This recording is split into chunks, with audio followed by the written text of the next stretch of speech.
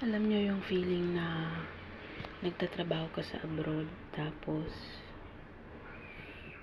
bigla yung boss mo pagbabawalan kang gumamit ng phone.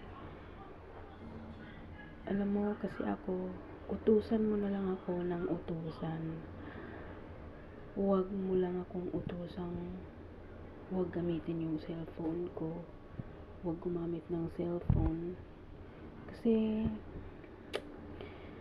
sobrang nakakalungkot, kasi yung cellphone talaga yung buhay ko dito sa Hong Kong, dito sa abroad.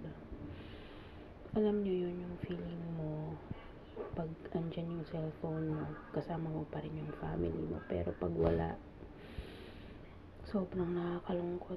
Pero wala tayong magagawa, kasi meron tayong mga boss na dapat sundin. Kaya